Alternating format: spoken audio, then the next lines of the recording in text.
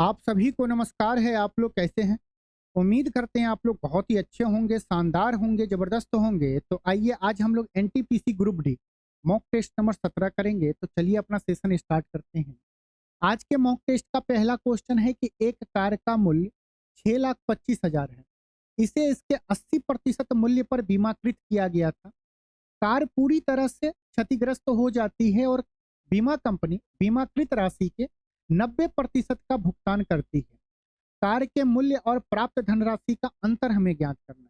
देखो, कैलकुलेशन करना है। ये 6,25,000 को हमें साथ में ले जाना, 80% 90% डिफरेंस निकालना। थोड़ा सा हमारा हाथ रुकते जाएगा, तो मेरा हाथ ना रुके उसके लिए हम कुछ मान लेते हैं। बाद में हम 6,25,000 का वैल्यू रख देंगे। मान लेते हैं कि कार का मूल्य 100 रुपया है। मानने को कुछ भी मान सकते हैं। मान लिया 100 रुपया। बोल रहा है कि जितने का कार्य था उसका 80% हमें इंश्योरेंस किया जा रहा है। तो 100 का 80% 80 होगा। जिनको नहीं निकालने आता है, 10% राइट साइड से आएंगे, एक डिजिट के बाद दशमलव डाल देंगे। तो 10% 10 होगा, तो 80% 80 हो गया। अब क्या हुआ कि वो कार किसी कारणवश क्षतिग्रस्त हो गया। रोड पे चलेगा तो क्षतिग्रस्त होगा ही होगा। अब इंश्योरेंस कंपनी वाले बोल रही है कि देखो भैया, हमने जितना रुपया का इंश्योरेंस किया था उसका हम 90% देंगे। इंश्योरेंस 100 रुपया का किया गया था कि 80 रुपया का?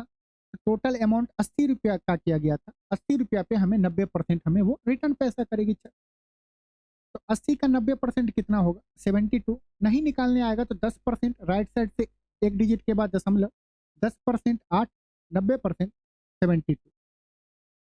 हमें इतना रुपया मिला। कार हम कितने में लाए थे? 100 रुपया में। इंश्योरेंस कंपनी कितना हमें दे रही है? 72 रुपया। कितने का डिफरेंस है? 28 रुपया है कि नहीं? 28 रुपया का। लेकिन हम कार तो 100 रुपया में लाए नहीं थे। कार लाए थे 6,25,000 में। 6,25,000 में लाए थे। 100 का कितना गुना है? तो आप बोलेंगे ये 6,250 गुना है। मतलब कि हमारा जो ये होगा डिफरेंस, वो भी 6,250 होगा। कितना गुना है? 6,250 गुना। तो ये भी 6,250 गुना होगा। अब 6,250 का 28 गुना करना थोड़ा सा टाइम लगेगा। अगर हम एक घड़ी के लिए मान लें कि 28 नहीं, यहाँ पे 30 होता, हम बोल सकते हैं कि 6,250 का 3 गुना करते हैं और उस पर एक जीरो चिपका देते हैं। आप बोलते बिल्कुल कर लेंगे। तो देखो, 6,250 का 6,250 का 3 गुना करना तो आसान है। 6,000 का 3 गुना 18,000, 250 का 3 गुना 750 रुपया। ये क्या हो जाता? 18,750 हो जाता। हम तो 3 गुना किए थे, 30 गुना करना है तो एक जीरो हम लगा देंगे। अब देखो, इतने से हमारा आंसर आ जा सकता है कि 1,87,500 आया। ये तो बहुत दूर है। ये तो है ही नहीं, रेंज में नहीं आ रहा। इस दोनों में कंफ्यूजन होगा। तो देखो, 1,87,500 में से हम तो इसका 2 गुना ही तो घटाएंगे ना। इतना तो 30,000 तो नहीं घटेगा। ये 37,000 घट रहा है, 37,000 तो नहीं घट रहा है। तो ये भी नहीं होगा। ऑप्शन सी हमारा सही होगा। इतना आप लिखेंगे भी नहीं तब भी कर लेंगे। लेकिन कैलकुलेशन को करने के लिए क्या करना है? हम क्या किए थे? 28 नहीं, 30 से गुना किए थे, तो 2 कम करना पड़ेगा। तो 6,250 का 2 गुना कितना होगा? 6 का 12, 2.5 का 500, ये हो गया 12,500। इसमें से हम क्या करेंगे? माइनस करेंगे। तो ये क्या हो गया? 1,75,000 हो गया। हमारा आंसर क्या आया? 1,75,000। ऑप्शन सी हमारा सही है। आइए नेक्स्ट क्वेश्चन पे चलते हैं। क्वेश्चन में दिया गया है कि एक टैंक में 2 पाइप ए और बी लगाए गए। ए भरने के लिए लगाया गया पाइप है और बी का प्रयोग समान दर से भरने या खाली करने के लिए किया जाता है। जब बी को भरने के लिए उपयोग किया जाता है तो इसे ए के साथ मिलकर टैंक को भरने में 30 समय लगता है।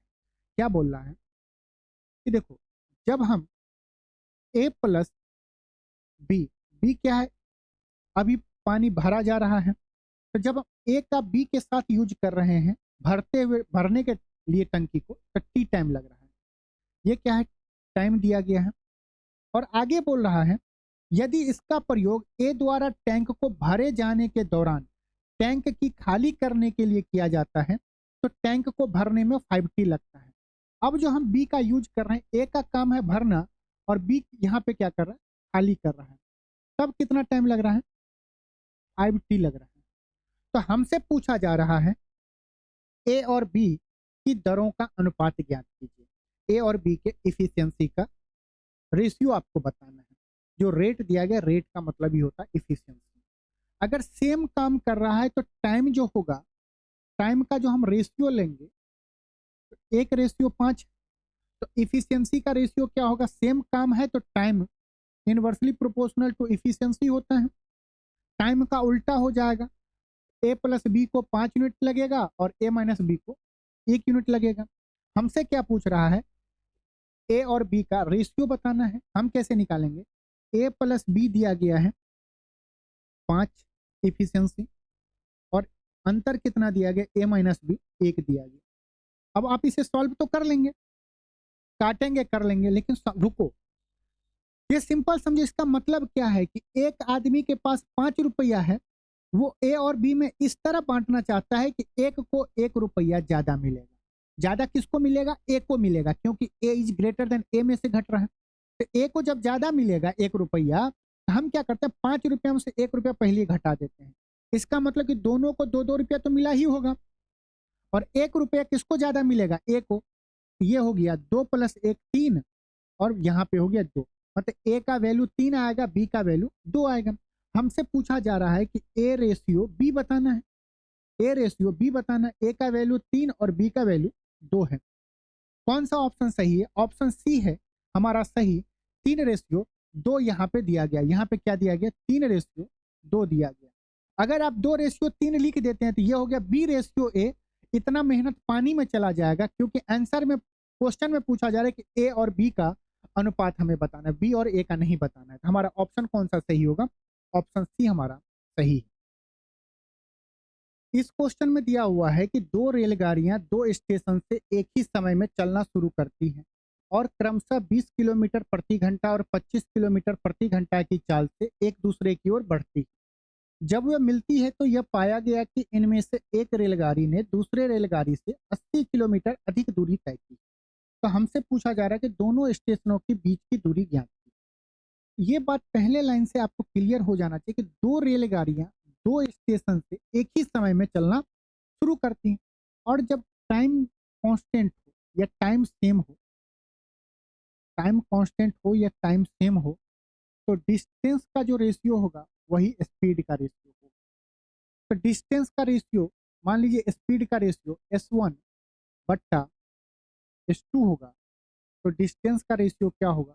D1/D2 होगा। S1 कितना है? मान लेते हैं 20 किलोमीटर दिया गया, इसको S1 बोलेंगे, तो 20, और S2 कितना हो जाएगा? 25। अगर इसको सिंप्लीफाई करें तो 5 चौक 20, बच्चे 25, ये कितना हो गया? 4/5। ये क्या आया? स्पीड का रेशियो 4/5, और जब स्पीड का रेशियो है तो वही रेशियो डिस्टेंस का होगा। तो यहाँ तक तो हम समझ गए कि डिस्टेंस का रेशियो क्या होगा? 4:5।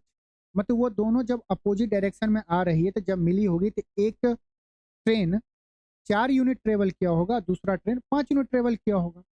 तो क्वेश्चन में बोला गया है कि जब मिलती है तब क्या दिया हुआ कि 80 किलोमीटर अधिक दूरी तय किया जाता है एक ट्रेन द्वारा।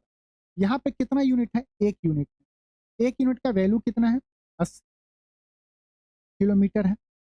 हमसे पूछा जा रहा है कि दोनों स्टेशन के बीच की दूरी ज्ञात कीजिए। दोनों आदमी मिले होंगे तो एक 4 किलोमीटर चला होगा, तो एक 5 किलोमीटर चला होगा, तो कुल डिस्टेंस कितना हो जाएगा? 9 किलोमीटर या 9 यूनिट होगा।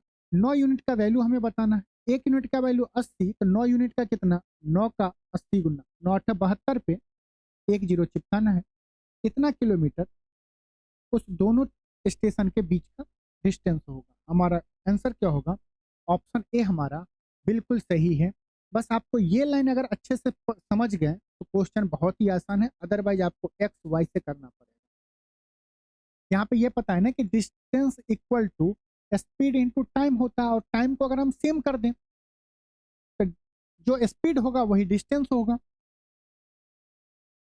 नेक्स्ट आइए, यहाँ पे दिया गया है कि एक चतुर्भुज के एक विकर्ण की लंबाई 23 सेंटीमीटर है, और इसके अन्य 2 शीर्षों से इस विकर्ण पर खींची गई लंबों की लंबाई क्रमशः 17 सेंटीमीटर और 7 सेंटीमीटर है। तो चतुर्भुज का क्षेत्रफल ज्ञात कीजिए।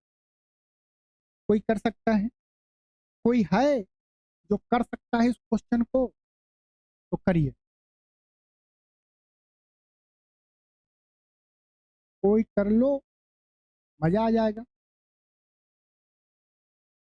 एक हमने बना दिया चतुर्भुज कि एक विकर्ण की लंबाई, मान लेते हैं कि ये जो विकर्ण है, ये क्या है? ये विकर्ण डायगोनल, इसका लंबाई हमें दिया गया है 23 सेंटीमीटर दिया है ना। इसका लंबाई कितना है? 23 सेंटीमीटर। आगे बोला जा रहा है और इसके अन्य दो शीर्षों से, ये तो विकर्ण हो गया, अन्य दो शीर्ष क्या हो गया? वर्टेक्स ये हो गया, एक ये हो गया, एक ये हो गया। बोल रहा है विकर्णों पे खींचे गए लंबों की लंबाई क्रमशः 17 सेंटीमीटर और 7 सेंटीमीटर है। ये क्या दिया गया है? हाइट दिया गया है। हाइट कितना दिया देखिए, बोल रहा है कि इस वर्टेक्स से हम इस पे क्या कर रहे हैं? लंब खींच रहे हैं। लंब मतलब हाइट, जिसका डिस्टेंस दिया गया है, और एक हम यहां से खींच रहे हैं जिसका भी हमें दिया गया है। कितना सेंटीमीटर है? एक दिया गया है 17 सेंटीमीटर, एक दिया गया है 7 सेंटीमीटर। 17 सेंटीमीटर और 7 सेंटीमीटर। हमसे पूछा जा रहा है चतुर्भुज का क्षेत्रफल ज्ञात कीजिए।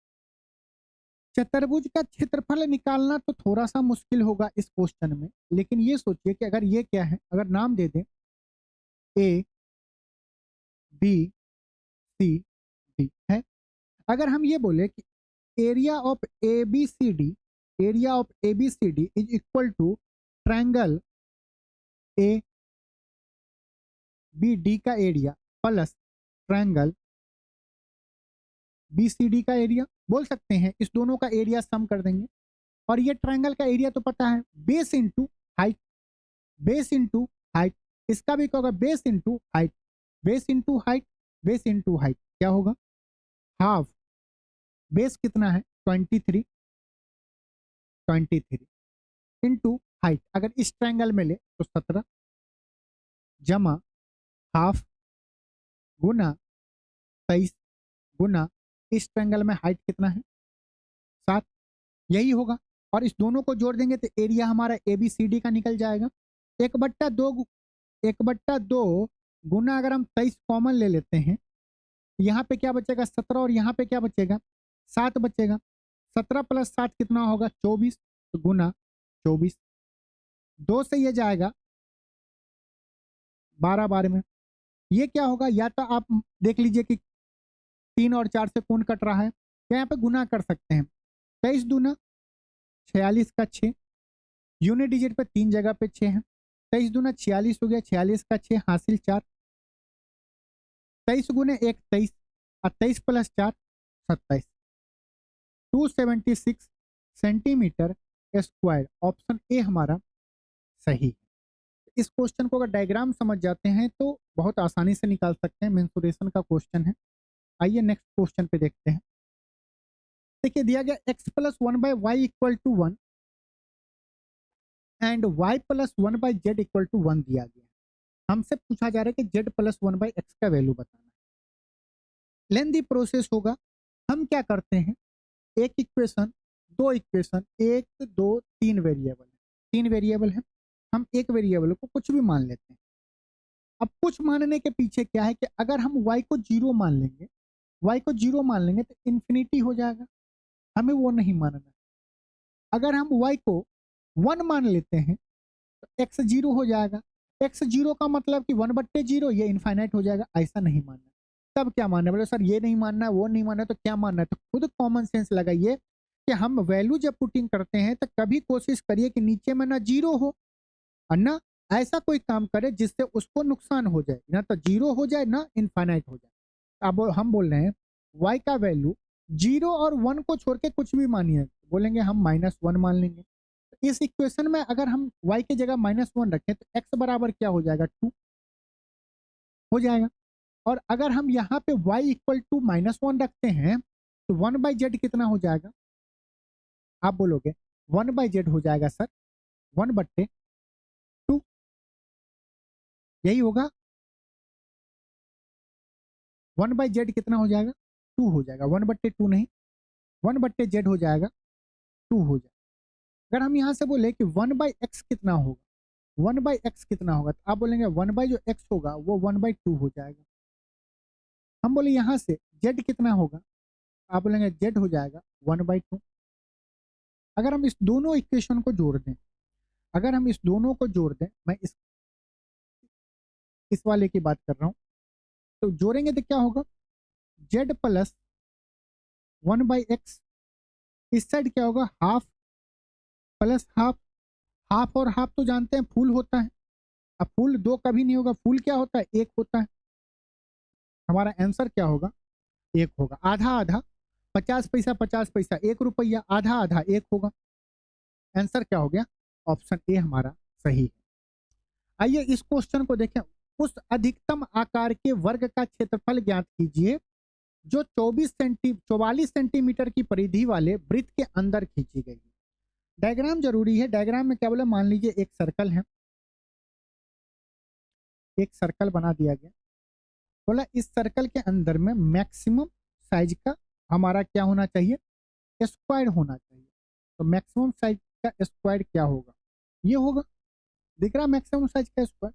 लेकिन हमेशा ध्यान रखें मैक्सिमम साइज का जो स्क्वायर होगा उसका जो डायगोनल होगा, उसका जो डायगोनल होगा, इसका जो डायगोनल होगा, जब हम डायगोनल को मिलाएंगे, एक कोने को दूसरे कोने से मिलाएंगे, तो ये जो क्रॉस करेगा ये सेंटर से क्रॉस करेगा। हम बोल सकते हैं कि सेंटर से जब क्रॉस करेगा तो ये आर है, तो ये आर होगा, ये आर है, ये आर है, तो ये पूरा कितना हो जाएगा, 2r। 2r को हम क्या बोलते हैं, व्यास बोलते हैं, बोलते हैं कि नहीं बोलते, डायमीटर बोलते हैं।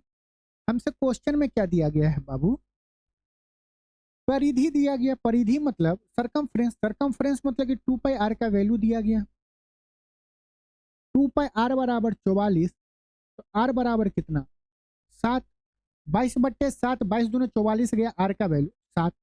अगर r का वैल्यू 7 हो गया तो ये डायगोनल का लेंथ कितना आ गया, 14 सेंटीमीटर, आया कि नहीं आया। और अगर इस डायगोनल का लेंथ 14 सेंटीमीटर आ गया और वो स्क्वायर है, तो स्क्वायर के हर एक साइड का वैल्यू क्या होता है, ए हर एक लेंथ बराबर होगा, और ये 90 डिग्री है। और अगर ये 90 डिग्री है तो ये हाइपोटेनस हो गया, हाइपोटेनस का वैल्यू क्या होगा, बोलो, a√2, a√2 होगा। और a√2 यहाँ पे क्या दिया गया है, a√2 आपको यहाँ पे क्या दिया गया बाबू, बोलेंगे 14 दिया गया है। तो a का वैल्यू क्या होगा, 14/√2, ये हो गया। और अगर हमें एरिया निकालना हो, अगर हमें एरिया निकालना हो किसका, स्क्वायर का, हम क्या बोलते हैं, साइड का स्क्वायर, मतलब ए का स्क्वायर, मतलब इसका भी स्क्वायर बोलेंगे। इसका स्क्वायर मतलब कि 14 गुने 14, 14 गुने 14, और √2 का स्क्वायर 2, 2 से 14 को 7 बार में काटेगा, और 14 7 98, 98 हमारा आंसर होगा ऑप्शन डी। आंसर हमारा डी होगा।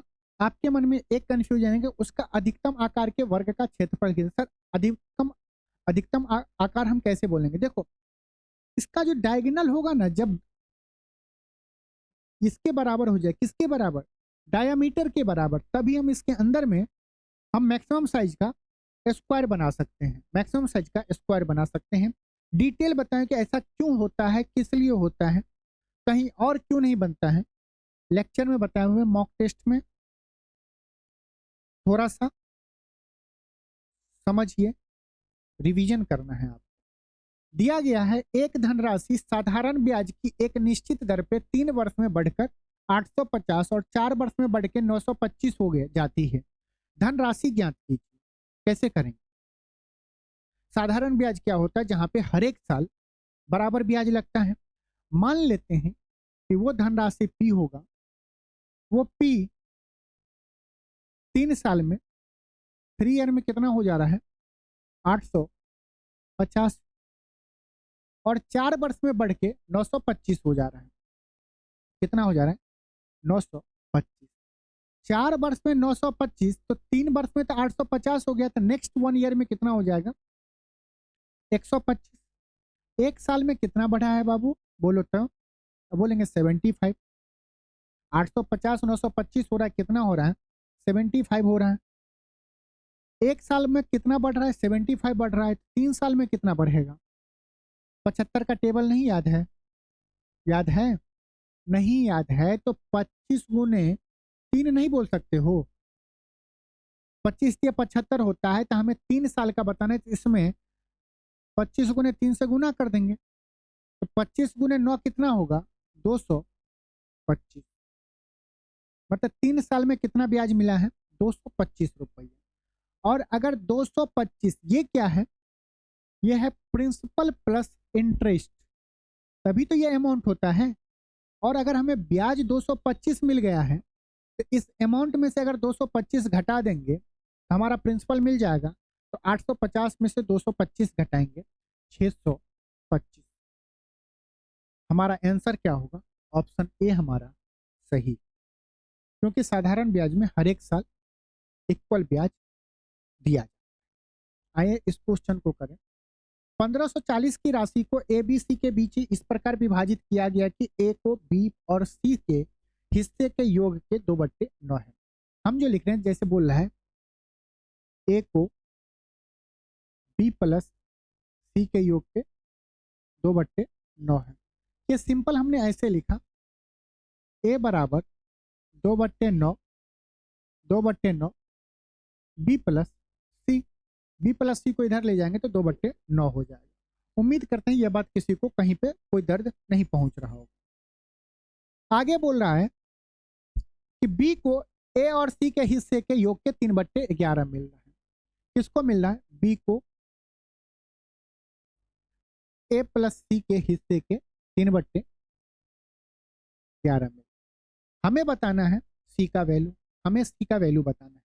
आप अगर गौर से देखें तो यहाँ पे अगर तीनों का अमाउंट क्या है, 1540 रुपये, तीनों को मिलकर 1540 रुपया मिल रहा है। लेकिन यहाँ पे देखें ए प्लस बी प्लस सी कितना है, 14 रुपया। ए प्लस बी प्लस सी कितना है, 11 रुपया। यहाँ पे कितना है, 11 रुपया। और यहाँ पे इन तीनों का जोड़ कितना है, 14 रुपया। ये तो नाइंसाफी हो गया ना। दोनों जगह तीनों का सम बराबर होगा तो एक जगह 11 एक जगह 14, कैसे काम चलेगा। और जब काम नहीं चलता है तो हम बराबर बनाते हैं। 14 को इसके बराबर करने के लिए इसमें 11 से गुना कर दें, ये हो गया 154। तो इसका इसमें गुना किया तो इसका इसमें गुना कर देते हैं, तो दोनों जगह ए प्लस बी प्लस सी का वैल्यू बराबर हो गया, हो गया जनाब। जब हो गया तो हम इसमें 14 से गुना किए, तो 2 को भी 14 से गुना करेंगे तो 28, और 14 नम्मा 126। यहाँ पे क्या होगा, 11 तिया 33, और 11 गुने 11 121। अब अगर जोड़ेंगे तो ए प्लस बी प्लस सी का वैल्यू कितना हो गया, 154। यहाँ पे भी जोड़ेंगे 126 प्लस 28, 154 ही होगा। अब देखिए ए बी और सी का हम रेशियो बहुत आसानी से ले सकते हैं। यहाँ पे क्या दे, ए का वैल्यू कितना होगा 28, बी का वैल्यू कितना होगा 33। हम इस दोनों को जोड़ के तीनों का योग कितना है तो बोलेंगे 154। 121 प्लस 33 कितना होगा 154।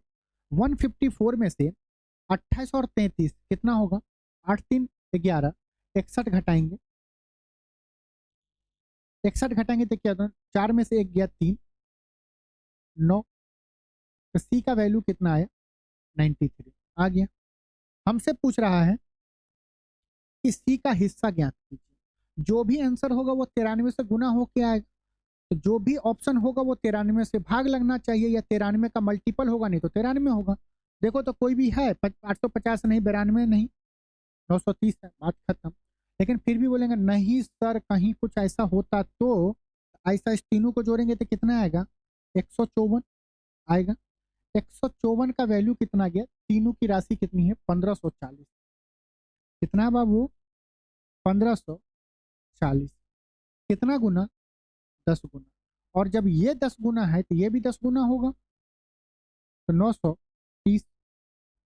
अगर हमसे पूछ देता ए का तो 280, बी का 330, ऑप्शन हमारा कौन सा सही होता, ऑप्शन ए हमारा सही होता, ऑप्शन ए हमारा सही हो जाए। उम्मीद करते हैं कि मजा आ रहा होगा, और अगर मजा आ रहा है तो फिर आपको क्या करना है, वही जो आप कर सकते हैं। दिया गया है 16 मीटर और 10 मीटर ऊंचाई वाले दो खंभे भूतल पर 8 मीटर की दूरी पर खड़े हैं, उनके शीर्षों के बीच की दूरी ज्ञात है। देखिए, मेंसुरेशन ज्योमेट्री 3D प्लस आपको हाइट एंड डिस्टेंस। अगर आप डायग्राम बना लेते हैं ना, तो डायग्राम अगर आप सही बना लिए तो आधा प्रॉब्लम वहीं पे सॉल्व हो जाएगा। आइए डायग्राम को बाबू समझ लेते हैं कि डायग्राम कहना क्या चाह रहा है। बोल रहा है 16 मीटर और 10 मीटर ऊंची दो खंभे, खंभा तो जानते ही होंगे, एक 16 मीटर है, एक 16 मीटर है, और एक कितना है, एक 16 मीटर और एक 10 मीटर। यहां से बना लेते हैं,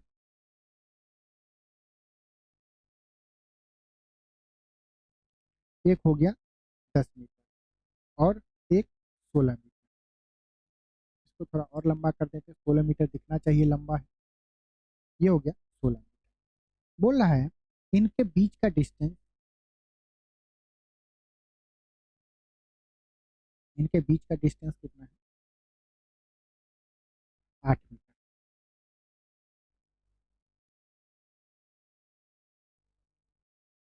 डायग्राम बनाओ भैया। 8। अब क्वेश्चन एक है 16 मीटर, एक है 10 मीटर, दोनों खंबे का क्या ऊंचाई दिया गया है, इनके बीच का दूरी कितना है, 8 मीटर। हमसे पूछा उनके शीर्ष के बीच का दूरी ज्ञात कीजिए। शीर्ष क्या होगा, दोनों का मत्था, ये मत्था हमसे पूछ रहा है। इसका डिस्टेंस क्या होगा, बताइए कैसे निकालें इसका डिस्टेंस। अगर इतना एग्जाम में दे दिया है और हम अगर अपने मन से अगर यहाँ से कंस्ट्रक्शन कर दें, कंस्ट्रक्शन को खतरे के निशान से डालते हैं कि जब तक कंस्ट्रक्शन करेंगे नहीं तो मामला गंभीर हो जाए। कंस्ट्रक्शन जब कर दिए हैं, ये बताइए, ये हाइट 10 मीटर, तो यहाँ तक तो 10 मीटर, तो यहाँ कितना बचेगा, आप बोलोगे 6 मीटर बचेगा। ये देखिए ना, जितना यहाँ पे बीच में दोनों खंबे के बीच में गैप होगा, खंबा तो टेढ़ा मेढ़ा नहीं है, खंबा सीधा है, तो इतना जितना डिस्टेंस यहाँ पे उतना डिस्टेंस यहाँ पे, ये भी हो गया 6 मीटर।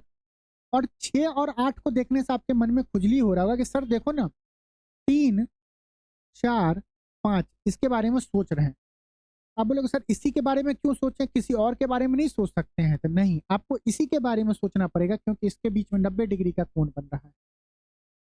और 90 डिग्री का कोण मतलब बन रहा है, मतलब ये एक क्या हो गया, समकोण त्रिभुज। और समकोण त्रिभुज में ट्रिपलेट के बिना तो कामला मामला सब गड़बड़ा जाएगा। ट्रिपलेट क्या होता है, 3, 4, 5, 3 का डबल 6, 4 का डबल 8, तो 5 का डबल कितना, 5 का डबल कितना बाबू, 10, 5 का डबल 10, तो 3 का डबल 6, 4 का डबल 8, तो ये क्या होगा, 5 का डबल 10 मीटर। हमारा आंसर क्या होगा बाबू, 10 मीटर सही है। अगर बोलेंगे सर ट्रिपलेट नहीं याद होगा तो ये हो गया राइट समकोण त्रिभुज, हाइपोटेनस का स्क्वायर क्या होगा, परपेंडिकुलर का स्क्वायर प्लस बेस का स्क्वायर, 36, 64, 100, स्क्वायर रूट ऑफ 100 कितना होगा, 10। हमारा ऑप्शन क्या होगा, सी होगा। बस इतना ही कंस्ट्रक्शन करना था। आइए आगे चलते हैं। दिया गया है 3, 5 और 15 का चतुर्थ अनुपात, फोर्थ प्रोपोर्शनल निकालना है। कैसे निकालें, मेथड, हम क्या करते हैं, जब हमें फोर्थ निकालना रहता है, फोर्थ से उल्टा घूमते जाइए। फोर्थ के बाद थर्ड होगा, थर्ड के बाद सेकेंड होगा, 2 को ऊपर रखना है, 2 को नीचे रखना है, तो नीचे क्या आएगा, पहला। नीचे क्या होगा, पहला होगा। अब हम यहाँ पे कैसे समझें कि तीसरा चौथा पहला कौन है, तो पहला जो होगा, पहला जैसे दिया गया वैसे ही रहने दे, पहला, दूसरा, तीसरा और चौथा। फोर्थ प्रोपोर्शन मतलब कि चौथा, थर्ड मतलब तीसरा, सेकेंड मतलब दूसरा, फोर्थ फर्स्ट मतलब पहला। तो फोर्थ प्रोपोर्शन क्या हो जाएगा, तीसरा 15, दूसरा 5, पहला 3। 3 पच्चे 15, बचे 25। बोलेंगे सर आप भी रटवा रहे हैं। क्यों रटवाएंगे बाबू, ये क्या दिया गया है, 3:5। ये दो को जो 4 को जीरो है इसको प्रोपोर्शन बोलते हैं। 15 इसी ऑर्डर में लिखना रहता है, रेशियो एक्स। ये जो 4 को जीरो जिसको हम प्रोपोर्शनल बोलते हैं, प्रोपोर्शन बोलते हैं, ये इसको हम इक्वल बोलते हैं। इसको हम क्या लिख सकते हैं, 3/5। इसको क्या लिखेंगे, 15/x। जब शुरुआत कर रहे हैं तो ऊपर वाला को पहले लिखेंगे, तो यहाँ पे भी इक्वल के बाद जो पहला डिजिट होगा, पहला नंबर जो होगा उसको ऊपर रखेंगे। यहाँ से अगर हम x का वैल्यू निकालेंगे तो 15×5/3 वही बात आया। लेकिन बार बार जो लिखने से अच्छा है कि आप मन में 1-2 बार प्रैक्टिस कर लेंगे तो याद आ जाएगा। 4 तो मतलब 3×2 गुने नहीं, 3×2/1, क्योंकि एक बार में 2 ही को ऊपर रखना है, 4। आई क्वेश्चन में दिया गया है कि एक घड़ी 1 बजे 1 बार, 2 बजे 2 बार और इसी तरह 12 बजे 12 बार बजती है। क्या? घंटी। सुनते नहीं, टन, 2 बजे टन टन, वो वाली घंटी। तो एक सप्ताह में घड़ी कितनी बार बजेगी, कैसे करेंगे? बोला 1 बजे 1, 2 बजे 2, 3 बजे 3, 4 बजे 4, 5 बजे 5। ऐसे ही जब 12 बजेगा तो घंटी में 12 बार बजेगा, टन टन टन। एक हफ्ता में कितनी बार? अगर गौर से देखे बाबू, इन दोनों के बीच का अंतर कितना है, 1। इन दोनों के बीच का अंतर कितना है, 1। इनके बीच का अंतर कितना है, 1। अगर हर एक जगह 1-1 का अंतर है, मतलब कि अर्थमेटिक प्रोग्रेशन है, समांतर श्रेणी है। हम ये निकाले सम ऑफ कितने नंबर होंगे, कितने हैं, सबका जोड़ कर देंगे तो हमें ये पता चल जाएगा कि 12 बजे तक में कितनी बार बचेंगे टोटल ओवरऑल। बोलेंगे बिल्कुल। तो सम ऑफ क्या होगा, 12 टर्म है, ये क्या होंगे n/2। n क्या है, 12/2 into first term 1, last term 12। 12 का आधा 2, 12 + 1 13, 13×6 78। 78 होगा? बोलेंगे हाँ सर। बोला एक सप्ताह में घड़ी कितनी बार बजेगी, ये बताओ। एक घड़ी 12 बजे तक में एक सप्ताह में कितने दिन, 7 दिन। मानते हो कि नहीं मानते हो, इतना तो पता है। एक दिन में कितने घंटे, 24 घंटे। 12 घंटे में 78 बार, 12 घंटे में 78 बार, तो 24 घंटे में कितना, 78×2।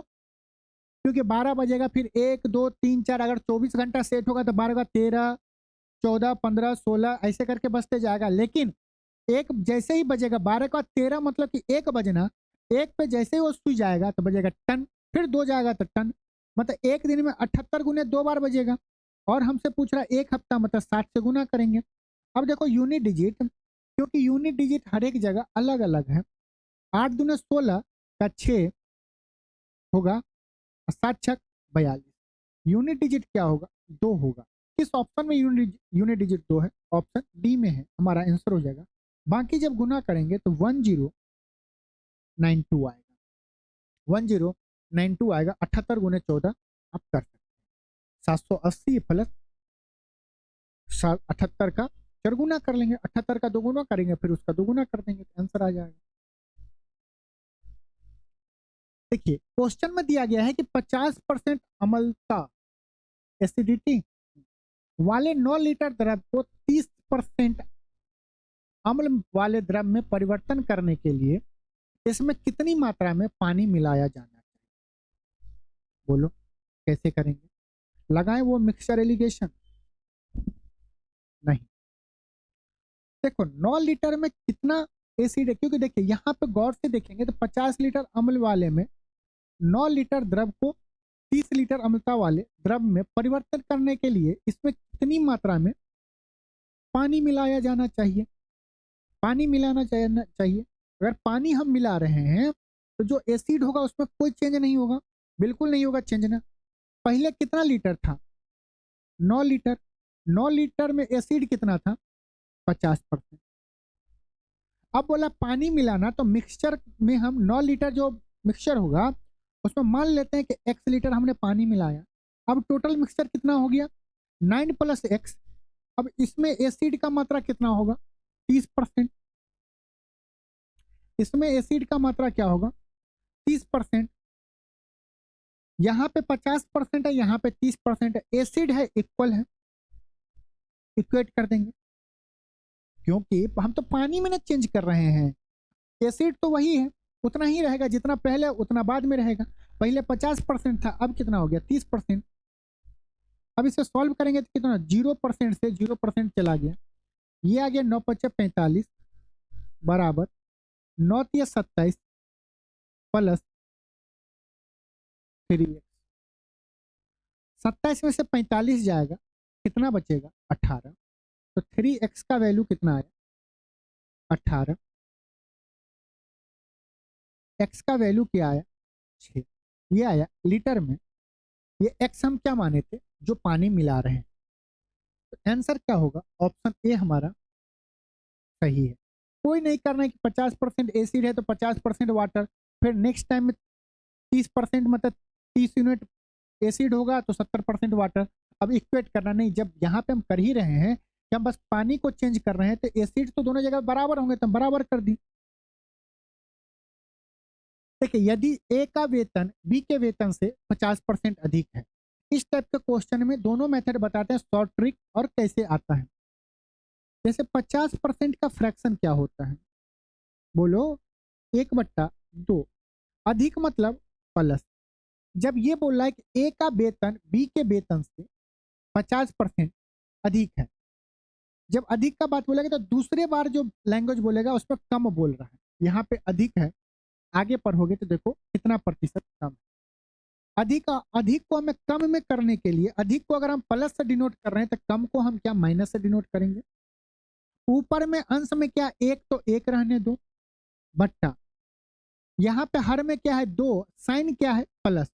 प्लस के साथ जो होगा अंश उसको करेंगे अंश, हर में 2, यहाँ पे साइन क्या है प्लस, +1। 2 और +1 कितना होगा 3। ये क्या हो गया 1/3 का फ्रैक्शन वैल्यू क्या होगा 33 सही, परसेंटेज वैल्यू 33 सही 1/3%। और माइनस इंडिकेट कर रहा है कि कमी होगा। ऑप्शन बी हमारा सही है।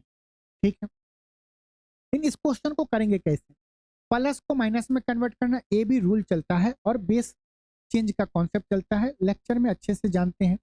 आइए यहाँ पे इस चीज को बता दें क्योंकि बार बार क्वेश्चन आता है। ए का वेतन और बी का वेतन है, 50% का फ्रैक्शन क्या होगा बाबू सबको पता है 1/2। बी के वेतन से 50% अधिक है, मान लेते हैं बी का वेतन अगर 2 होगा तो ए का वेतन कितना होगा 3 होगा। ये बात समझ गए। अब बोल रहा है कि बी का वेतन ए के वेतन से कितने प्रतिशत कम है। ए का वेतन 3 रुपया है, बी का वेतन 2 रुपया है। कितना कम है 1 कम है, 1 कम है। 1 कम किस पे कम है ए पे कम है। ए के तुलना में हम कर रहे हैं ना, ए से 1 कम है। 3 पे 1 की कमी तो 100% पे कितना कम, परसेंटेज बताने के लिए 33 सही 1/3%। यही बात को एक लाइन में हमने लिखा और ऑप्शन दोनों जगह पे बी ही आया, उसलिए हम 2 बार टिक लगा दिए, एक बार शॉर्ट ट्रिक के लिए एक बार कॉन्सेप्ट के लिए। ए बी रूल पता होगा तो मौखिक कर सकते हैं 50% का बढ़ोतरी 30% की कमी। आइए देखिए, रोशनी और मीरा की वर्तमान आयु का औसत 28 है। हमसे क्वेश्चन में देखें यदि मीरा रोशनी से 6 वर्ष बड़ी है, यहाँ पे एवरेज का बात नहीं कर रहा तो 6 का आधा करेंगे तो 3, एक बार हम क्या करेंगे 3 जोड़ देंगे, एक बार 3 घटा देंगे। 28 में से 3 जोड़ेंगे, 28 में 3 जोड़ेंगे 31, 28 में 3 घटाएंगे 25। ये क्या आया, बोला कि यदि मीरा रोशनी से 6 वर्ष बड़ी है और इनके बीच का गैप कितना हो गया 6 ईयर का। मीरा क्या है 6 वर्ष बड़ी है, तो 6 वर्ष ज्यादा मतलब कि अगर ये रोशनी होगी तभी तो ये मीरा होगी। हमसे पूछा क्या जा रहा है कि रोशनी का एज बताइए, रोशनी का एज क्या होगा डी होगा। हम इसलिए ये क्वेश्चन बताएं कि ये लास्ट मॉक टेस्ट में बताए थे, क्वेश्चन में हमसे रोशनी पूछा जा रहा था लेकिन हमने आपको मीरा का एज बताए थे 31 साल। प्रोसेस कहीं पे भी गलत नहीं था, कॉन्सेप्ट भी गलत नहीं था, बस प्रॉब्लम क्या था कि हम ऑप्शन सी लगाए थे, ऑप्शन डी होना चाहिए था, क्योंकि क्वेश्चन में रोशनी का पूछा जा रहा है, मीरा का नहीं पूछा जा रहा है। वहां पे जो हम मेथड का डिस्कशन किए थे, हम ये किए थे कि रोशनी और मीरा का एज का सम कितना होगा। अगर एवरेज 28 है तो सम हो गया 56। इन दोनों का अंतर कितना है, मीरा से रोशनी 6 साल बड़ी है। वो पहले वाले क्वेश्चन सेकंड वाले क्वेश्चन का ही कॉन्सेप्ट कि दोनों में 56 रुपया बांटना है। 56 रुपया को इस तरह बांटिए कि एक को 6 रुपया ज्यादा मिलेगा, तो 6 पहले कम कर दिए तो कितना होगा, दोनों को 25 और 25। एक को ज्यादा देना, ज्यादा किसको देना, रीना को या मीरा को, जिसमें से हम घटा रहे हैं ना, जिसमें से घटा रहे हैं, ये बड़ी वाली वैल्यू है, तो 6 इसको दे देंगे। 25 और 6 31 और यहाँ पे 25। हम क्या कहते हैं यहाँ पे कि 31 बोल दिए कि ऑप्शन सी हमारा सही है, जबकि आंसर इस क्वेश्चन में क्या होगा, ऑप्शन डी हमारा सही होगा। प्रोसेस सेम है, बस मीरा हम बार बार वहां पे बोल रहे थे, तो मीरा के कारण हमने 31 साल लगाया था। तो उस क्वेश्चन में कमेंट कोई भी मत करना कि सर आपने गलत बताया, उसको करेक्शन नहीं किया। चलते हैं नेक्स्ट क्वेश्चन पे। देखो दिया गया ABC, इसमें है यदि उन्हें इस कार्य के लिए कुल 270 का भुगतान प्राप्त होता है तो इनमें से बी का हिस्सा क्या होगा। देखो 270 रुपया उस रेशियो में बटेगा, इनके दिन के हिसाब से नहीं बटेगा, इनका जो है इफिशियंसी, क्षमता क्या है, जिस हिसाब से क्षमता होगा, जितना क्षमता होगा उसके हिसाब से उन्हें पैसे मिलेंगे। आइए करते हैं, कैसे करें।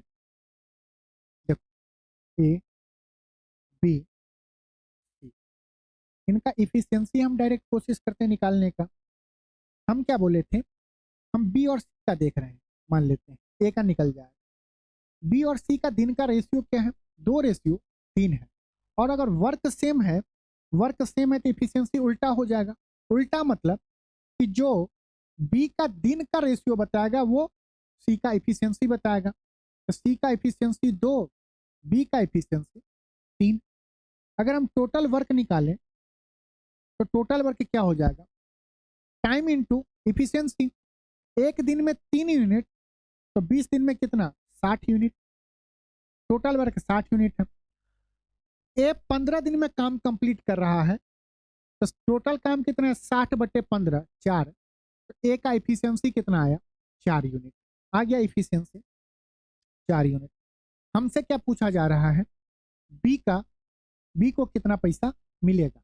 टोटल कितना, 4 3 7 2 9, 9 यूनिट का वैल्यू कितना दिया गया है, 270। अब कितना स्टूडेंट कर गया, 1 यूनिट बराबर ये, तो 3 यूनिट बराबर ये। हमसे क्या पूछ रहा है, बी, बी कितना यूनिट है, 3 यूनिट है। 9 से 3 पे जाना है तो हम क्या किया, भाग दे दिए 3 से। तो 270 से हमें नीचे आना पड़ेगा, तो भाग देंगे 3 से, 9 तिया 27, 90 रुपया हमारा आंसर है। बी के हिस्सा में 90 रुपया मिलेगा। वह छोटी से छोटी संख्या ज्ञात कीजिए जिसे 35, 40 और 60 से विभाजित करने पे प्रत्येक मामले में 7 बचे। मतलब ये बोलिए कि अगर हम 35, 40 और 60 से भाग दें और 7 शेष बच रहा है, अगर हम इन सब में से अगर 7 माइनस कर दे तो वो पूरा का पूरा संख्या कट जाएगा। तो आप बोलेंगे बिल्कुल। आइए करते हैं, ऑप्शन मेथड से इस क्वेश्चन को बता रहे हैं। 800 में से 60 जाएगा, 793 होगा, ये तो मौखिक करेंगे। ये कितना हो जाएगा, 840। ये कितना हो जाएगा, 880, 60 घटा रहे हैं ना, 6 होगा। ये कितना हो जाएगा, 860 हो जाएगा। अब देखो 40 या कोई भी पकड़ लो, मान लो हम 40 पकड़ लिए, 7 हम घटा दिए, तो ये वही ऑप्शन सही होगा जिस ऑप्शन में 35, 40 और 60 से विभाजित हो जाए, तभी होगा। अब अगर गौर से देखो, मान लो अगर हम 40 पकड़ लेते हैं, 40 में क्या है, 10 गुने 4 है। या आप 35 भी पकड़ सकते हो, 35 में क्या है, 7 गुने 5 है। देखो 10 से अगर करेंगे तो 10 से वो संख्या विभाजित होगी जिसका यूनिट डिजिट 0 होना चाहिए। इसमें नहीं है, इसमें नहीं है, इसमें नहीं है, तो एक ही ऑप्शन है जो बी, जिसका यूनिट डिजिट डी है। 5 का अगर मेथड लगाएंगे तो 5 से कौन सा संख्या विभाजित होगा जिसका यूनिट डिजिट 0 हो या 5 हो। 0 या 5 नहीं होगा तो वो संख्या कभी भी 5 से पूरी तरह से विभाजित नहीं होगा, दशमलव में आएगा। क्या है? यूनिट डिजिट 3 है, नहीं हो सकता है। यूनिट डिजिट 7 है, नहीं होगा। यूनिट डिजिट 6 है, नहीं होगा। यूनिट डिजिट 0 है, हो सकता है। 5 से हो गया, 10 से हो गया, 7 से बोलोगे करके दिखाओ ना सर। 12 7 84, ऑप्शन बी हमारा सही है। जब 840 में 40 से भाग देंगे तो कटेगा, 35 से देंगे तो कटेगा, 60 से देंगे तो कट रहा है। अगर हम इसमें 7 जोड़ देंगे तो ये कितना हो जाएगा? 847। अब जब भी भाग देंगे 35 40 60 से, हमेशा 7 रिमाइंडर बचेगा। हमारा ऑप्शन कौन सा सही होगा? बी 847 हमारा सही है। दिया गया पी और क्यू ने बराबर पूंजी लगाकर, कुछ स्टूडेंट कमेंट करेंगे सर बात भी कर लिया करो, क्या बात करें, कोई दिक्कत है, कहीं कोई परेशानी नहीं है। 30 क्वेश्चन करना है, आप चाहते हो कि 2 घंटा 2.5 घंटा बात करते करते करें 30 क्वेश्चन। हम उनमें से नहीं कि 15 क्वेश्चन कराएंगे 1.5 घंटा करेंगे, नहीं, बात करना है करेंगे ना, लेक्चर में करेंगे। अभी तो मॉक टेस्ट भी देना, आपका रिवीजन भी तो करना है, क्योंकि यहाँ पे क्या फ्रीक्वेंसी बना हुआ है कि आप भी देखेंगे ना, आपको तुरंत माइंड में लगाना पड़ेगा सर। जरूरी नहीं कि अगर आपको मान लीजिए क्वेश्चन करना है तो वीडियो रोकिए, कर लीजिए, रिकॉर्डिंग में देखिए। ये जब क्वेश्चन हो रहा है तो वीडियो रोक दीजिए, फिर खुद से करिए। नहीं तो एक बार पूरा मेथड हमारा देख के आराम से शांत होकर रिलैक्स में देखिए, जैसे मूवी देखते हैं। फिर नेक्स्ट टाइम में जो पीडीएफ हम आपको टेलीग्राम पे और व्हाट्सएप पे देंगे, वहां से आप खुद से प्रैक्टिस कर लीजिए। तो एक ही क्वेश्चन को 2 बार करेंगे तो मेथड भी पता चल जाएगा। यहाँ पे दिए गए पी और क्यू ने बराबर पूंजी लगाकर एक व्यवसाय शुरू किया। पी 4 महीने बाद उस व्यवसाय से बाहर निकल गया। यदि वर्ष के अंत में व्यवसाय में 6400 का लाभ हुआ तो इसमें पी का हिस्सा क्या होगा? देखिए, जिस अनुपात में पैसा इन्वेस्टमेंट होता है, जितने दिन के लिए काम किया जाता है, उसी अनुपात में और उसी अनुपात में उनको प्रॉफिट मिलता है। ठीक है, मान लेते हैं पी और क्यू ने बराबर हिस्सा, बराबर क्या क्या पूंजी लगाकर, मान लिए 1 और ये भी, ये रेशियो में है। अगर ये 500 करेगा तो ये भी 500, रेशियो 1 ही आएगा। ये 5 लाख करेगा तो 5 लाख, रेशियो 1, 5 करोड़ 5 करोड़ बराबर। ये कितना? 4 महीने के लिए। और ये क्या क्या पी 4 माह बाद उस व्यवसाय से बाहर निकल गया, मतलब 4 ही महीने तक उसमें पूंजी इन्वेस्ट किया होगा, बाकी निकल गया।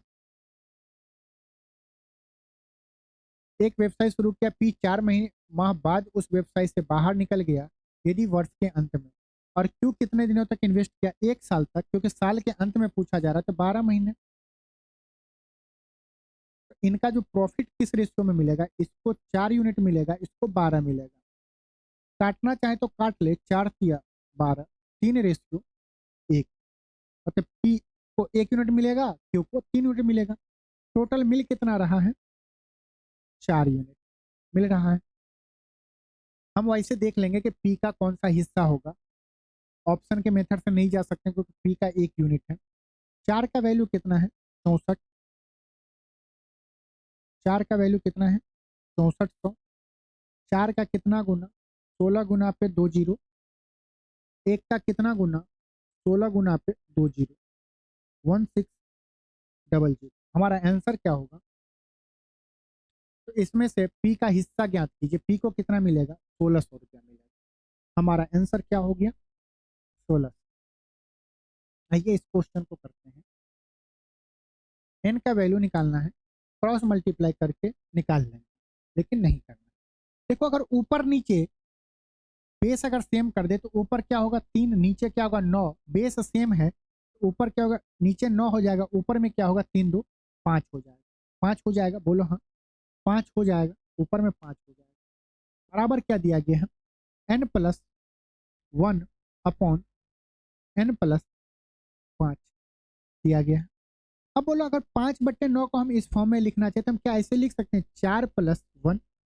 नीचे में हम क्या लिख सकते हैं? 4+5 बराबर n+1/n+5 लिख सकते हैं। देखो एक इसके बराबर है, 5 इसके बराबर, तो n के बराबर क्या होगा, n के बराबर 4 होगा, n के बराबर क्या होगा, 4 होगा। हमारा आंसर किसके बराबर हो, डी के बराबर हो। क्रॉस मल्टीप्लाई करेंगे तो एक दो स्टेप और बढ़ना पड़ेगा। क्वेश्चन में दिया गया 144, 180 और 384 का एलसीएम बताइए। एलसीएम क्या होता है बताइए। वह छोटी से छोटी संख्या जिसमें जिसमें दिए गए नंबर से पूरी तरह से भाग लग जाए। 180 में क्या है, 9 गुने 90 दूना होता है ना, तो 9 गुने 2 गुने 10 है। 10 से सब संख्या विभाजित हो रहा है, 2 से भी हो रहा है। 9 से चेक कर लेते हैं। 9 क्या होता है, सम ऑफ डिजिट। ये देखिए सम ऑफ डिजिट में बताएं कि जहां पे आपको 9 हो जाए तो उसको जीरो मानिए, आगे तक क्यों ढोते ले जाएं। इस 6 3 9 7 16, फिर उनको जोड़ेंगे तो 7 ही होगा। तो जहां पे भी 9 हो जाए या 18 हो जाए तो उसको जीरो मान लो। 6 और 3 9, 9 से कटेगा, 7 नहीं कट रहा, मतलब पूरी संख्या 9 से नहीं कटेगी।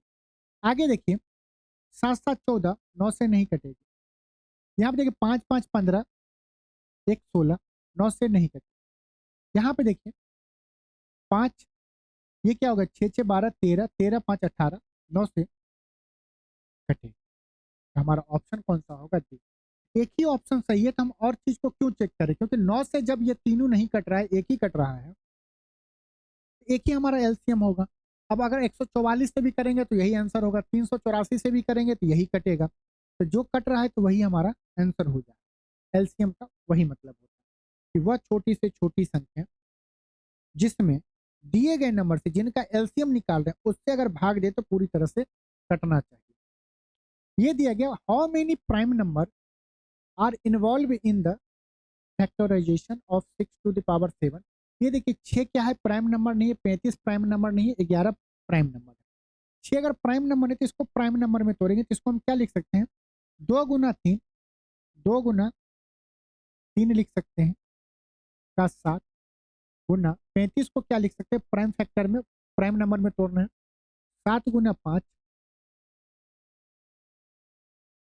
का पावर 3। इसको क्या लिख सकते हैं, 11 का पावर 10। 2 का पावर ये 7 हो जाएगा, गुना 3 का पावर 7, गुना 7 का पावर 3, गुना 5 का पावर 3, गुना 11 का पावर। हमसे पूछ रहा है कितने अभाज्य संख्या शामिल है। 2 कितना है 7, 3 कितना है 7, मतलब सबका पावर जोड़ लेंगे। 11 10 बार है, 5 3 बार है, 7 3 बार है, 3 7 बार है, तो वही उतने ही संख्या अवेलेबल है। 7 7 14, 14 3 17, 17 3 20, 10 30, कितने हैं अभाज्य संख्या, 30 अभाज्य संख्या है। 2 7 बार है, 3 7 बार है, ऐसे करके सबका हम पावर जोड़ लेते हैं। दिया गया 400 की एक धनराशि 8% वार्षिक चक्रवृद्धि ब्याज की दर पर 2 वर्ष बाद बढ़कर 441 हो जाएगी। आर का मान ज्ञात, 2 साल में बोल रहा है, 8% क्या निकलेंगे, 2 साल में कितना हो रहा है, 400 जो होगा वो 444 हो जा रहा है। हमें 1 साल का बताना है, तो सबको पता है 1 साल से जब 2 साल जाते हैं तो स्क्वायर करते हैं, स्क्वायर होता है कैलकुलेशन में, स्क्वायर होता है। जब नीचे से ऊपर जाते हैं तो स्क्वायर करते हैं, तो ऊपर से नीचे आएंगे तो हमें क्या होगा, स्क्वायर रूट करना पड़ेगा। और इसका हम रेशियो ले लेते हैं, तो 400 का स्क्वायर रूट 20, 441 का 21, मतलब 1 साल में 20 कितना हो जा रहा है, 21। 2 साल में कितना हो जाएगा, 400, 441 हो जाएगा। 20 बढ़ के कितना हो रहा है, 1 हो रहा है। 1 कितने पे बढ़ रहा है, 20 पे बढ़ रहा है। 100% रेट ऑफ इंटरेस्ट बताना है, कितना हो जाएगा, 5% हमारा सही है। कौन सा ऑप्शन, ऑप्शन सी हमारा सही है। एग्जाम में आपको यही करना, वो फॉर्मूला नहीं लगाना। आप देखेंगे ना कहीं पे सॉल्यूशन, इतना है, इतना नहीं सॉल्यूशन करना है, कम करना है। देखो दिया गया 248 और 868 का लघुत्तम समावर्तक इतना है। इन दोनों संख्याओं का एचसीएफ बताइए। एचसीएफ क्या होता है, वह हाईएस्ट कॉमन फैक्टर जिससे दिए गए नंबर को भाग देते। जैसे मान लीजिए इसका एचसीएफ ये होता होगा हम चेक करेंगे इससे भाग लग रहा है कि इससे भाग लग रहा है। अगर 124 इसको पूरा काट देगा और 124 इसको भी काट देगा तो हो सकता है। आइए चेक करते हैं। 1736 से तो ये पूरा तरह से कटेगा नहीं, मतलब कि 248 में हम 1736 से भाग देंगे, नहीं कट रहा है।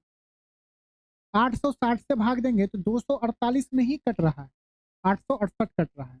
एचसीएफ वह मैक्सिमम फैक्टर होगा, वह मैक्सिमम वैल्यू होगा जिससे दिए गए नंबर पूरी तरह से विभाजित हो जाए, ये भी नहीं होगा। 124 से करे तो देखो कट रहा है, ये क्या होगा, 168 कट रहा है क्या, 12 सत्तर 84, 12 सत्तर 84 ये कट रहा है। 124 से कट रहा है ना, 124 का 60 बार करेंगे तो 7 चौक 28, 12 सत्तर 84 2 86, 124 से कट रहा है। 248 से चेक करें तो 248 से कट रहा है, ये कितनी बार में कटेगा, 868, काटो तो बाबू, 868 को में भाग देना है 248 से। अगर हम 10 से गुना करेंगे तो 2480 हो जाएगा, मतलब 10 से अंदर ही कटेगा। 8 को हम किस संख्या से गुना करें, 8 को हम किस संख्या से गुना करें, यूनिट डिजिट पे 8 है, बोलो 8 6 से गुना करेंगे, 8 छक 48, 6 बार में कट रहा है। कितनी बार में कट रहा है, 6 बार में कट रहा है। तो हमारा इससे भी 248 से भी कट रहा है, 124 से भी कट रहा है। अब ये दोनों से जब ये दोनों संख्या कट रही है तो हम कैसे निकालेंगे, एचसीएफ क्या होता है, हाईएस्ट कॉमन फैक्टर होता है। इस दोनों में हाईएस्ट कौन है, 248, तो हमारा आंसर क्या होगा, 248 हमारा सही होगा। एलसीएम का देने का कोई मतलब ही नहीं है। आइए नेक्स्ट क्वेश्चन पे चलते हैं। क्वेश्चन में दिया गया फाइंड द वैल्यू ऑफ इतना रूट के अंदर में दिया गया। अगर आप कॉमन सेंस लगाएंगे, देखिए 248 में ये 51 है, वो 69 है, 69 मतलब कि 15 के लगभग, ये तो 13 हो गया। अब ये देखिए कि ये क्या 25 का स्क्वायर हो सकता है, 625 होता है। अगर स्क्वायर रूट बाहर निकला 25 आंसर होगा तो 625 होगा। अब 248 में लगभग हमें 400 के लगभग जोड़ना पड़ेगा। इस टोटल का सम तो 400 नहीं होगा तो ये नहीं होगा। और जब 25 नहीं होगा तो 36 का स्क्वायर कैसे निकलेगा, 1296 होता है, ये भी नहीं होगा। इस दोनों में कंफ्यूजन है। 9 का स्क्वायर 81 होता है, तो 248 तो कम से कम होगा। 248 का मतलब कि इसके नजदीक परफेक्ट स्क्वायर कौन सा है, 225। अगर मान लीजिए कि यहाँ पे कुछ भी आता तो 225 भी अगर होता, 248 का 225 होता, 15 के लगभग में आता। यहाँ पे क्या रहा है, 248 से तो ज्यादा है, तो 9 भी नहीं होगा और 3 ऑप्शन कट गया तो एक ही है। लेकिन आइए इसको करते हैं। देखिए 169 का स्क्वायर रूट क्या होगा, 13। 51 और 13 जोड़ेंगे तो 64। 64 का स्क्वायर रूट कितना होगा, 8। हम क्या करेंगे, 248, 248 प्लस 8, ये कितना हो गया, 256। 256 ये कितना होगा, 16। 16 का 256 का स्क्वायर रूट कितना होगा, 16 होगा। तो ऑप्शन से भी जा सकते हैं, थोड़ा सा सोचना पड़ेगा, नहीं तो आप कैलकुलेशन कोई उतना ज़्यादा नहीं था। आप जिस वे में जाना चाहें, फिर पेन से लिखना चाहेंगे तब लिखना पड़ेगा, नहीं तो। आइए इस क्वेश्चन को करते हैं। किरण किसी कार्य को 15 दिनों में पूर्ण कर सकती है। वह 5 दिन काम करने के बाद कार्य छोड़ देती है। यदि वेंकट अकेले शेष कार्य को 30 दिनों में पूर्ण करता है तो वेंकट अकेला उस पूरे कार्य को कितने दिनों में करेगा। आइए करते हैं, कोई स्टूडेंट कर पाएगा। देखो किरण और वेंकट दिया, दिन लिखते हैं। किरण का जो 10 दिनों का कार्य है वो उतना ही काम, किरण जितना कार्य 10 दिनों में करेगी उतना कार्य वेंकट 30 दिनों में पूर्ण करता है। मानते हैं कि नहीं मानते हैं, जितना कार्य किरण 10 दिनों में करेगी उतना ही कार्य वेंकट 30 दिनों में करेगा। अगर हम रेशियो ले ले तो 1:3 हो जाएगा। हमसे पूछ रहा है कि वो पूरा कार्य, किरण पूरा कार्य कितने दिनों में कंप्लीट करती है, 15 दिनों में। एक का कितना गुना, 15 गुना 15 होता है, तो 3 का 15 गुना 45। हमारा आंसर क्या होगा, ऑप्शन सी। अब देखो कितने स्टूडेंट कैसे करेंगे इस चीज को, देखो यहां से निकालेंगे कि कि 5 दिन हो गया है, अगर आगे बहुत सोचेंगे तो बोलेंगे 10 दिनों का किरण का कार्य 30 दिनों के लिए वेंकट कर रहा है। यहां से किरण और वेंकट का इफिशियंसी का रेशियो निकालेंगे, 3:1। किरण एक दिन में 3 यूनिट, तो टोटल वर्क कितना हो जाएगा 15 दिन में 45। उससे वेंकट को इसी कार्य को करवाना है, तो एक दिन में वेंकट 1 यूनिट कर रहा है, तो वेंकट कितने दिनों में करेगा 45/1, 45 दिन। 45 दिन में हमारा वेंकट अकेले उस कार्य को कर लेगा। ऑप्शन सी फिर भी सही होगा, लेकिन इतना लिखना पड़ेगा, यहाँ पे थोड़ा सा दिमाग लगाइए और थोड़ा सा कैलकुलेशन करिएगा। हमें नहीं लगता है कि इसके लिए पेन भी आपको उठाना पड़ेगा, अगर पेन उठाएंगे भी तो आप इतना ही पेन उठाइएगा। आइए नेक्स्ट क्वेश्चन में देखते हैं। ठीक है, 96 किलोमीटर प्रति घंटा की चाल से चल रही एक रेलगाड़ी एक खंभे को 12 सेकंड में पार करती है। 12 सेकंड में और इतने में पार करती है। कोई ट्रेन खंभे को अगर 12 सेकंड में पार करिए, इसका मतलब कि ट्रेन अपने लेंथ के बराबर दूरी तय कर रही है। मान लीजिए खंभा है, मेरा फिंगर ये खंभा है, ये ट्रेन है, यहाँ तक आई, ट्रेन पार नहीं हुई। अब जब ट्रेन ये खंभा को क्रॉस कर रही है तो ये तभी पार होगी जब ये ट्रेन अपने पूरे लेंथ को जब ये खंभे से क्रॉस करेगी। इसका मतलब कि ट्रेन जो जितने टाइम में खंभे को पार करेगी, इसका मतलब है कि उतने टाइम में ट्रेन अपने आप को पार करेगी। तो लेंथ ऑफ ट्रेन को पार करने में कितना टाइम लगता है बाबू, तो 12 सेकेंड। बोलो हाँ। अब देखो आगे बोला है कि एक प्लेटफॉर्म को 30 सेकंड में पार करती है। प्लेटफॉर्म को पार करने का मतलब हुआ कि जैसे ये प्लेटफॉर्म है, मेरा ये फिंगर, और ये क्या है ट्रेन है। प्लेटफॉर्म यहाँ पे फिक्स है, ट्रेन यहाँ पे आई, यहाँ पे पहुंच गई, अभी पार नहीं हो रही, ट्रेन यहाँ तक पहुंच गई। मतलब कि अब क्या हो कि प्लेटफॉर्म के लेंथ के बराबर ट्रेन का लेंथ हो गया। बड़ी मान लीजिए कि ट्रेन का प्लेटफॉर्म का लेंथ बराबर है। अब ये ट्रेन जब पूरा यहाँ तक क्रॉस हो जाएगी, ट्रेन को प्लेटफॉर्म को पूरा छोड़ देगी, तब ना हुआ कि ट्रेन उस प्लेटफॉर्म को क्रॉस करेगी।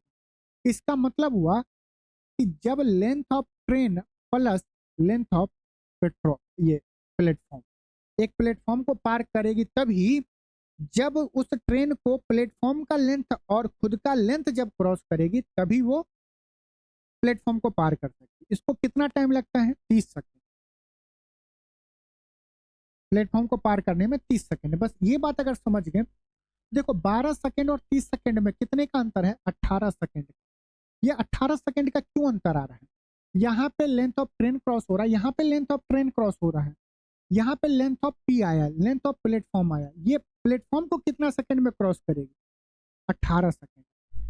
ट्रेन का स्पीड कितना है 96 किलोमीटर पर आवर। हमें आंसर बताना है मीटर में, टाइम दिया गया सेकंड में, तो 96 को मीटर पर सेकंड में करेंगे तो 5/18 मीटर पर सेकंड आ गया, गुना 18 सेकंड। सेकंड से सेकंड जाएगा, 18 से 18 जाएगा, 96 पचे नहीं करना है तो 960 का आधा करो तो कितना होगा 480। ये कैलकुलेशन क्या कर रहे थे, डिस्टेंस किसका, या आप बोल सकते हैं डिस्टेंस या लेंथ ऑफ प्लेटफॉर्म कितना होगा, लेंथ ऑफ प्लेटफॉर्म कितना होगा 480 मीटर। हमारा सही है। लेंथ ऑफ ट्रेन पूछता था निकाल लेते, 12 से इसमें गुना करते तो लेंथ ऑफ ट्रेन निकल जाता। क्वेश्चन में दिया गया है कि ये क्या है, सिंप्लीफिकेशन का मान लीजिए या अलजेब्रा का मान लीजिए, a plus B into A minus B divide by A square plus B square. यहाँ पे देखो बाबू √5 + 1 है, यहाँ पे √5 - 1 है, a plus B into A minus B. तो हम इसको अगर इसका एलसीएम लेंगे तो क्या लिख सकते हैं, नीचे में a square minus B square होगा, √5 का स्क्वायर 5 माइनस 1 का स्क्वायर 1 होगा। यहाँ तक में किसी को कोई दिक्कत तो कोई दिक्कत। एलसीएम क्या होगा, √5 + 1 यहाँ पे होगा, √5 - 1 से इसमें गुना होगा, तो ये क्या हो जाएगा √5 - 1 का होल स्क्वायर माइनस ये क्या होगा √5 + 1 का होल स्क्वायर, √5 + 1 का होल स्क्वायर बराबर a प्लस बी √5 है। यही है। अब किसी को ये खोलने मत लगना, अगर आपको ये पता हो कि a प्लस बी का whole square minus a minus B का होल स्क्वायर, या आप इसको पलट भी सकते हो। मान लो कि अगर आप इसे पलटोगे, माइनस क्योंकि दिया गया है, ए माइनस बी का होल स्क्वायर माइनस ए प्लस बी का होल, रिजल्ट क्या मिलेगा, यहाँ पे माइनस ए तक कट जाएगा, यहाँ पे माइनस टू ए बी बचेगा, यहाँ पे माइनस टू ए बी बचेगा, तो ओवरऑल क्या होगा, माइनस का फोर ए बी होगा। तो यहाँ पे क्या बचेगा, माइनस का फोर बचेगा, ए के जगह पे रूट फाइव है, बी के जगह पे क्या है, वन है, अपॉन फोर। फोर से फोर कट गया, ये क्या आया, minus one root five equal to A plus B root five आएगा। अब देखो ए की जगह कंपेयर करेंगे इससे, ए की जगह पे जीरो है, ए का वैल्यू जीरो हो गया, बी का वैल्यू क्या है, माइनस वन, क्योंकि बी के साथ रूट फाइव लगा हुआ है, माइनस वन के साथ रूट फाइव लगा है, कंपेयर करेंगे तो बी का वैल्यू कितना होगा, रूट फाइव। आगे इसका ए का जीरो का मतलब हुआ कि ए यहाँ पे जीरो, ए यहाँ पे जीरो होगा, ए यहाँ पे जीरो, सब जगह जीरो, तो plus B into minus B का स्क्वायर अपॉन नीचे क्या बचेगा, बी का स्क्वायर, बी का स्क्वायर से बी का स्क्वायर कट गया, माइनस का वन, हमारा आंसर क्या होगा, ऑप्शन बी हमारा सही। उम्मीद करते हैं कि ये कैलकुलेशन समझ में आएगा, बस ये फार्मूला अगर याद हो, बाकी आप इसको खोलेंगे तो आंसर यही आएगा, माइनस का four into root five into root one. दिया गया दो धनात्मक संख्याओं का योग 27 है, जबकि उनके वर्गों का अंतर इतना है। ऑप्शन से आप कर सकते हैं, अगर x का मान 14 होगा तो 14 में क्या जोड़ें, फिर 27 होगा तो 13, तो 14 13 27 होता है, तो 14 का स्क्वायर 196, 13 का स्क्वायर 169, दोनों का अंतर 81 नहीं होगा, तो ये आंसर नहीं होगा। 12 का स्क्वायर 44, 27 लाने के लिए इसमें 15 जोड़ना पड़ेगा, कि नहीं जोड़ना पड़ेगा, 12 का स्क्वायर 144, 15 का स्क्वायर 225, अंतर करके देखेंगे 81, ये हो और यही हो। 15 12,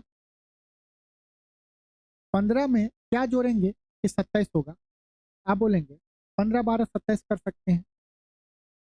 16 में 11 जोड़ेंगे तो 16 और 11 का डिफरेंस 27 नहीं आ रहा है, जबकि हमसे पूछा दोनों संख्याओं में से बड़ी संख्या क्या है, तो बड़ी संख्या 12 ना होके 15 होगा। ऐसा क्यों, अगर एक संख्या 12 हुआ तो नेक्स्ट संख्या इससे छोटी हमें लेना पड़ेगा, क्योंकि ये बड़ी संख्या हमसे पूछ रहा है, तो इससे छोटी हम कोई ऐसी संख्या नहीं ले सकते हैं जिसको जोड़े तो 27 हो जाएगा, इसीलिए ये ऑप्शन नहीं होगा। क्योंकि यहाँ पे हमें देखिए 12 और 15 होगा तभी 27 होगा, यहाँ पे होगा 15 और 12 होगा तभी 27 होगा, लेकिन 12 प्लस 15 27 होता है, इनके बीच का अंतर भी कितना है, 81 है, लेकिन हमें बड़ी संख्या पूछ रहा है, तो बड़ी संख्या का मतलब कि 15 का स्क्वायर में से हमें 12 का स्क्वायर घटाना पड़ेगा।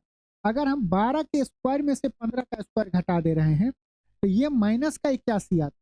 अगर हमसे आंसर में पूछता कि माइनस का 81 आ रहा है तब तो हम बोलते, लेकिन हमसे बोल रहा है 81, हमारा आंसर क्या होगा, ऑप्शन बी। कितने आदमी को ऑप्शन के मेथड से थोड़ा सा इस दोनों में कंफ्यूजन होगा, तो आइए उस कंफ्यूजन को दूर करते हैं। x प्लस वाई बराबर 27, मान लेते हैं x is greater than y है, इसीलिए हम लिखते हैं x minus Y, X square minus Y square बराबर 81। यहाँ से अगर हम x माइनस वाई निकालें, x माइनस क्या, X square minus Y square क्या होगा, x minus Y into X plus Y, X plus Y का वैल्यू 27 है, 81 में 27 से भाग देंगे तो 3। अब अपना वही फंडा आ गया कि 27 रुपया को बांटना है, एक आदमी को 3 रुपया ज्यादा, 27 में से 3 गया 24, एक को 12 मिलेगा, इसे भी 12 मिलेगा, एक को 3 रुपया ज्यादा मिलेगा, ये 15 हो गया, ये 15 हो गया और ये 12 हो गया। एक आदमी को 15 रुपया मिलेगा, एक आदमी को 12 रुपया मिलेगा, तो बड़ी संख्या क्या है, 15 है। हमारा आंसर क्या होगा, ऑप्शन बी हमारा सही। आइए नेक्स्ट चलते हैं, सिंप्लीफिकेशन का क्वेश्चन है, आइए करते हैं। देखिए आपके लिए भी ये स्क्रीन पे है, मेरे लिए भी स्क्रीन पे, दोनों आदमी कसम खाते हैं पेन नहीं उठाएंगे, बस ऑप्शन को टिक लगाने। देखो बताने के लिए 17 में, क्योंकि ब्रैकेट को वी बॉड मास का यूज करते थे, ब्रैकेट करते, ब्रैकेट को उतना दिमाग में नहीं घुसाना है। आप जब भी ब्रैकेट देखेंगे तो सबसे अंदर पहले घुस जाओ और अंदर से बाहर निकलो, ब्रैकेट मतलब गेट समझो, जब तक आप इस गेट को नहीं खोलोगे यहाँ नहीं पहुंचोगा, जब तक ये गेट नहीं खोलोगे यहाँ नहीं पहुंचोगे। पहले हम अंदर क्या करेंगे, 17 में से 2 गया 15, 15 को 15 से 45 में भाग देंगे तो 3 बार में 5 दिए 15, 13 में से 15 जाएगा माइनस का 2, 24 में से माइनस 2 गया 22। आंसर। दो संख्याओं का अनुपात 5:3 है तथा इनका अंतर दिया गया 50, तो संख्याओं का गुणनफल ज्ञात करें। क्या होगा, 5 का भी मल्टीपल होगा, 3 का भी होगा। 5 का ऑप्शन हर एक में है, 5 3 8 1 9, इधर भी कट रहा है, 7 5 12 3 15, 2 ऑप्शन कट रहे हैं तो हम क्या करते हैं, निकालते हैं। इन दो संख्याओं का अनुपात 5:3 है, उनका अंतर मतलब कि 2 यूनिट का वैल्यू कितना दिया है, 50। ये कितना गुना है, 25 गुना। तो 5 यूनिट का वैल्यू कितना हो जाएगा, ये भी 25 गुना होगा। 25 25 125। दूसरी संख्या क्या हो जाएगी, 3 यूनिट, इसका भी 25 गुना, 125 गुने 25 दिया 75, ये आ गया 75। हमसे क्वेश्चन में पूछ रहा है 125 गुना 75 का आंसर क्या हो। आपको इसीलिए बताया जाता है कि कैलकुलेशन के टाइम में बोलते सर ये थोड़ी पूछा जाता है। देखो यहाँ पे फिर से हम रिपीट कर रहे हैं कि 125 गुने 75 करना है। यूनिट डिजिट पे क्या है, 5 है। 5 का देखो ये 7 क्या है, ऑड है, और ये क्या है 12 इवन है। ये क्या है ऑड, ये क्या है इवन। जब इवन इंटू ऑड करेंगे और यूनिट डिजिट पे अगर 5 होगा तो हमेशा लास्ट का 2 डिजिट क्या होगा, 75 होगा। Even digit into odd digit करेंगे, अगर यूनिट डिजिट पे क्या होगा 5 होगा तो हमेशा लास्ट का 2 डिजिट क्या होगा, 75 होगा। आगे हम क्या करेंगे, 12 7 84, 12 7 84। अब क्या कि 12 को 7 से गुना किए तो 12 7 84 हो गया। 12 और 7 को जोड़ेंगे तो 19, 19 का आधा करेंगे तो 9.5। 0.5 को भूल जाओ, उसमें 9 जोड़ दो, कितना आया 93। ये हमारा आ गया 125 गुने 75 9375। कौन सा ऑप्शन, ऑप्शन बी हमारा ये सही है। आप देख ले कि 3 डिजिट को 2 डिजिट से कितना जल्दी कर सकते हैं, बशर्ते कि आपको प्रैक्टिस करना पड़ेगा। ये कहीं से लिखा नहीं आएगा कि देखो ये उस फॉर्मूला पे लगेगा, लेकिन आपको क्वेश्चन देखने से पता चल जाना चाहिए कि 93 गुने 93 75 होगा किसका, 125 और 75। आइए इस क्वेश्चन को करते हैं। देखो ऑप्शन देखो बहुत दूर दूर है, ऑप्शन क्या है, बहुत दूर दूर है। हम ये मान लेते हैं, इसको 55 मान लेते हैं। 54.542 का स्क्वायर है तो इसको हम 55 मान लें। ये हो गया 55 का स्क्वायर माइनस 45.4 है, 5 से छोटा है तो हम इसको मान लेते हैं 45 का स्क्वायर बट्टा 61.7 है, इसको 62 मान ले, कैलकुलेशन के लिए ये 52। इसको करेंगे तो ए स्क्वायर माइनस बी स्क्वायर, तो ये क्या होगा ए माइनस बी। 55 में से 45 गया 10 गुना ए प्लस बी, 55 प्लस 45 100 अपॉन 62 में से 52 गया 10। हमारा आंसर क्या आया 100। ऑप्शन ए हमारा सही है। आप देखो दशमलव भी लेके चलोगे तो बहुत हार्ड नहीं है, लेकिन अगर नजदीक होता तब हम पॉइंट लेके चलते तो एग्जैक्ट पड़ते। ये भी इस क्वेश्चन में अगर आप सॉल्व करोगे 54 45 हो गया 99, 542 458 100 एग्जैक्ट आंसर आ रहा है। लेकिन आपको क्या करना, यहाँ पर जोड़ेंगे तो 100 आएगा, फिर उधर घटाएंगे तो 54 में से 45 जाएगा तो 9.084 आएगा, नीचे भी उतना ही आ रहा है 9.084 आ रहा है, कट जाएगा तो 100 ही आंसर आएगा। देखिए ऑप्शन सिंपल है कि ऑप्शन अगर दूर दूर हो तो आप अप्रोक्सीमेट वैल्यू ले आओ, अप्रोक्सीमेट जिसके नजदीक हो। कैलकुलेशन के क्लास में कैलकुलेशन अगर आपका स्पीड बहुत अच्छा होगा तो आप निकाल सकते हो। तो चलिए 30 के 30 क्वेश्चन हो गए। सेशन में कोई भी डाउट हो तो आप टेलीग्राम पे कमेंट में या व्हाट्सएप ग्रुप पे आप हमसे पूछ सकते हैं। इसका कंप्लीट क्लास नोट पीडीएफ के साथ टेलीग्राम पे और व्हाट्सएप ग्रुप में हम अपडेट कर देंगे। मिलते हैं नेक्स्ट मॉक टेस्ट में। अपना आप ख्याल रखिएगा। ये 30 के 30 मॉक टेस्ट आप खुद से एक बार जरूर प्रैक्टिस करिएगा। चलिए मिलते हैं, नमस्कार। आप सभी लोग अपना अपना ख्याल रखिएगा और मजे लीजिए।